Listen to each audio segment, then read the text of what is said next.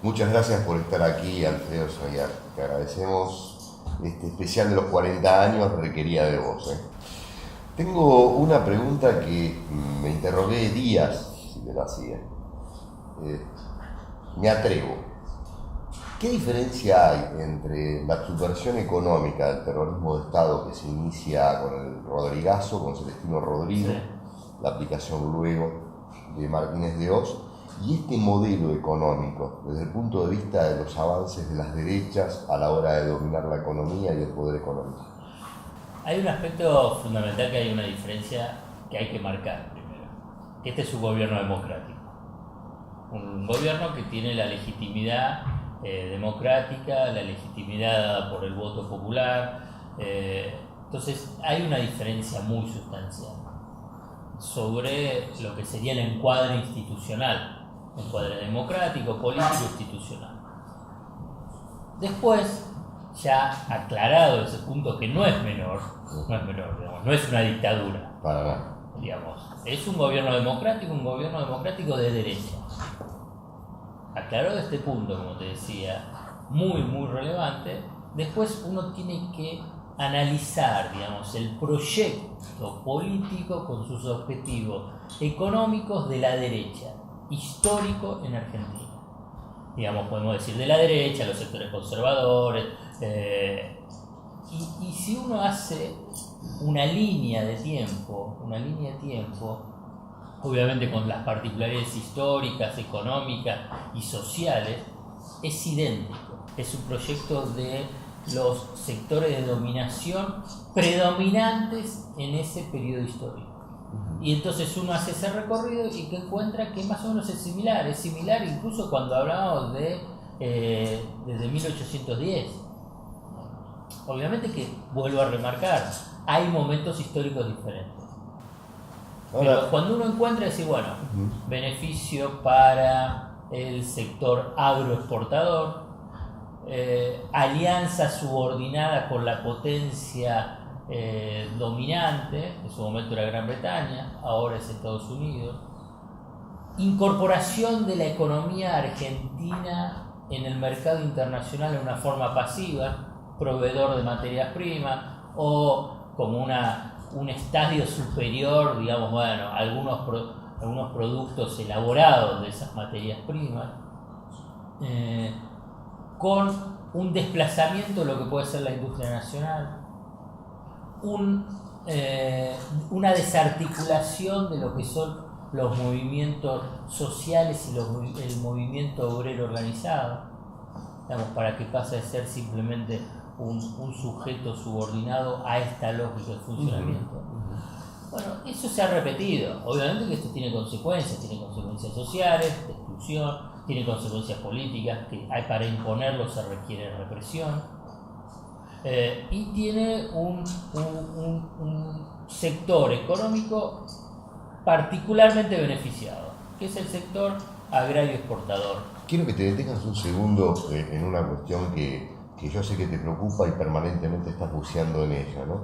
Que es la forma en que se construye el relato desde los sectores dominantes a través de sus economistas, a la hora de establecer los riesgos que puede llegar a sufrir la población y cómo edifican con todo eso una especie de condición de credibilidad a los valores que el capitalismo impone para quitarte los valores de tu dignidad y de tu vida, ¿no? O sea, ¿en qué lugar estamos hoy frente a este fenómeno? No, está desplegado en toda su expresión, digamos. Esa construcción primero en la amenaza, en la construcción de la amenaza sobre la sociedad, digo, la sociedad de los sectores vulnerables, la construcción del miedo de que algo malo te puede suceder. Son ellos que se presentan como los liberadores de tu angustia que tenés vinculado con la economía, para que legitime social y políticamente medidas que van a ir en contra de tus propios intereses.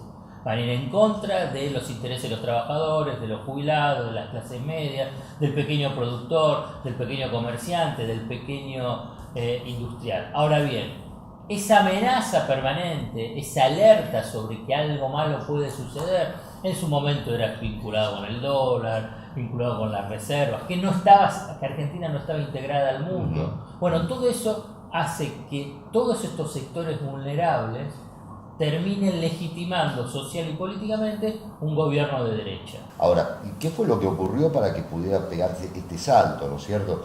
Este nuevo orden capitalista que se está viviendo. Digamos, tres aspectos. Uno, existe el mundo conservador, reaccionario, donde ese capitalismo, la actual fase del capitalismo está dominada por las finanzas globales, que es un estadio del capitalismo de exclusión social, de concentración de la riqueza. Eso se ve claramente en Estados Unidos y en Europa, para que quede todavía muchísimo más claro.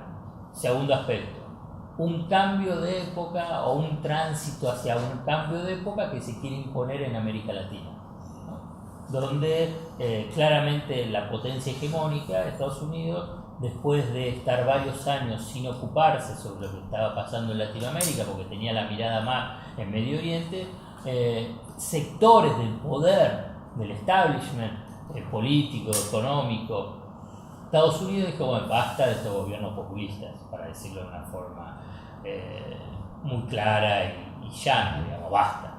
Y a partir de ahí empezaron a horadar a los gobiernos denominados populistas, como decir Nacional y Popular, algunos lo denominan la nueva izquierda latinoamericana,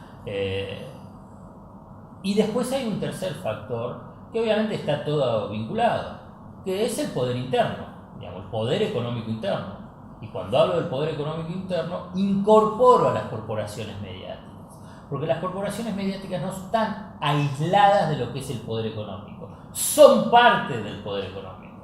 Y al ser parte del poder económico, expresan claramente los intereses globales del poder económico. Después, al interior del poder económico hay diferencias, hay tensiones y hay objetivos que divergen. Ahora bien, hay algo que los unifica, que es enfrentarse a gobiernos nacionales y populares, populistas, distribucionistas, que no cuestionan las bases del capitalismo, simplemente plantean un capitalismo con una mejor distribución de la riqueza. Entonces, frente a esos tres factores, uno puede tratar de entender, bueno, qué es lo que ha pasado en este proceso político, porque si uno no los incorpora, claro, queda simplemente como una autoflagelación de por qué no fue interrumpido este proceso político de integración regional, un proceso de inclusión social, un proceso al que aspiraba de sustitución de importaciones, de desarrollo de la industria nacional, de la construcción de una burguesía nacional.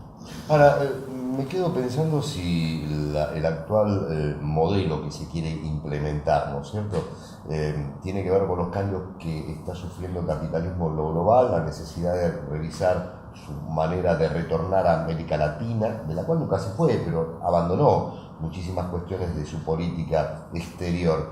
Y me aparece como una pieza clave dentro de este escenario que pareciera abandonarse en UNASUR, los gobiernos democráticos, con sus contradicciones, pero enfrentados a leyes graves del capitalismo, como que pasa a ser clave Brasil, junto con Argentina. Como que se puede afianzar un modelo ultra neoliberal si desmalezamos la construcción política que venía haciéndose desde la llegada de Lula al gobierno, Dilma ahora, como los últimos 12 años en Argentina.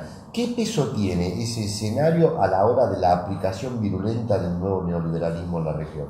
No, es importante. Lo que pasa es que hay que entender, digamos, un juego de ajedrez. Sí. Durante mucho tiempo uno juega, digamos, hace los movimientos. Del otro lado también.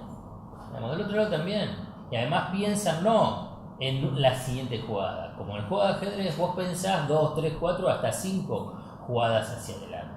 ¿Por qué pongo esta cuestión gráfica? Porque para poder entender, si bueno, ¿por qué hay este avance sobre Dilma, Lula, sobre Cristina Fernández de Kirchner, sobre Venezuela, sobre Evo Morales, también cómo están buscando acorralar a Correa? ¿Por qué pongo esta cuestión gráfica? Porque para poder entender, si bueno, ¿por qué hay este avance sobre Dilma, Lula, sobre Cristina Fernández de Kirchner, sobre Venezuela, sobre Evo Morales, también cómo están buscando acorralar a Correa. Pero además, porque hay un elemento que quiero incorporar cuando hablaba a nivel internacional, la pregunta era, bueno, pero ¿por qué Estados Unidos empezó a mirar de nuevo a Latinoamérica? ¿Hay algún motivo? Digamos, solamente porque eran gobiernos que tenían tenían un discurso anti-norteamericano, ni anti-norteamericano, en todo caso, digamos, independiente, autónomo. Creo que hay que incorporar una variable internacional que no es menor, para mí es clave, no única, pero que es clave, que es China.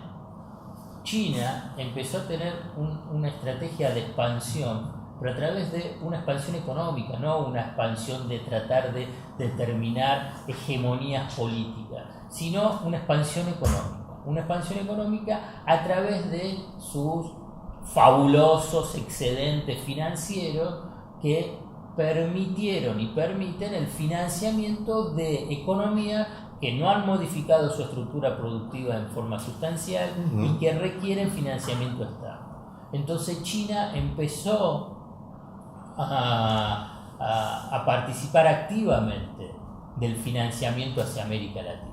Y cuando una potencia, que es la potencia de China, empieza a intervenir más activamente en el financiamiento, pasa a tener un rol mucho más importante político y económico, desplazando a quien ha sido desde comienzos desde la década del 20, década del 30 del siglo pasado, la potencia que pasó a ser hegemónica en la región. ¿Te preguntaste, Alfredo Zayat, por qué la sociedad siempre le da más crédito a quien la sepulta en términos de destino que aquel otro que busca permanentemente de exhumarla de ese escondite que el capitalismo con sus políticas le propone? Y eso es mi gran interrogante, digamos, que abordo permanentemente en mi trabajo periodístico. Digamos, te repregunto, ¿es cultural o tiene que ver también con ese analfabetismo que viene cruzando en décadas a muchas de las corrientes democráticas de la Argentina a la hora de tomar conciencia del peso del oponente, ¿no? Porque ese oponente viene trabajando culturalmente durante décadas y décadas, generaciones, y esto no es fácil, no se resuelve con un gobierno popular de 10 años. Disculpa la repregunta, pero me parece adecuado. Pero es así, es lo que vos decís, digamos. Entonces vos tenés esa disputa cultural, esa disputa económica, esa disputa social, esa disputa política, y la verdad que quien siempre tiene el manejo es el poder económico. El poder económico, digamos, las hegemonías que determina el poder económico. Entonces, vos te enfrentás como bien decís vos, con una dimensión de ese poder que hay que saber, porque si no te vas a chocar contra eran buenos ideales. No, vos lo que pasa es que estás en un permanente espacio de disputa de poder, o sea, de cómo se distribuye la riqueza. Ese es el punto central, de cómo se distribuye la riqueza. Ahora bien, ¿por qué sectores sociales vulnerables pasan a estar sometidos y se dejan someter? Bueno, ese es un gran interrogante que tiene algún tipo de explicación sobre el desarrollo de los medios de comunicación, que las corporaciones mediáticas son parte del poder económico y por consiguiente tiene una capacidad de influencia sobre la sociedad monstruosa y que pasan a construir lo que se llaman relatos ficcionales. Yo lo que creo es que ellos van construyendo relatos ficcionales donde los sectores vulnerables, atrapados por el miedo, con la angustia que les generan, pasan a estar engañados. Digamos, hay un montón de ejemplos. Digamos, te pongo uno solo. El tema es el dólar. Digo el dólar porque es esa variable que para gran parte de los argentinos es como que se define todo. Digamos, durante los últimos años, fundamentalmente el segundo gobierno, el segundo mandato de Cristina Fernández de Kirchner, el dólar era la variable clave, era que si el dólar estaba atrasado, que no podían comprar dólares, que que no pueden girar dólares, etcétera, etcétera, etcétera, que te estabas quedando sin reservas, etcétera.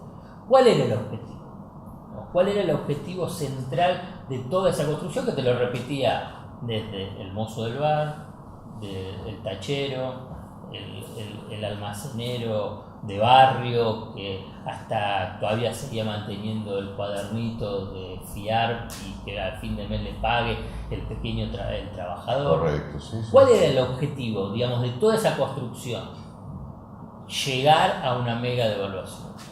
Que la sociedad legitime política y socialmente una mega devaluación. Y la mega devaluación es el que genera una brutal transferencia de ingresos de todos esos sectores que convalidaban que el dólar está atrasado, que no puede viajar al exterior, todo ese relato ficcional construido a nivel económico. ¿Para qué? Para sectores minoritarios que son el complejo agroexportador, el sector financiero y los grandes acumuladores de dólares y fugadores de capitales de dólares puedan tener ganancias extraordinarias con una mega devaluación.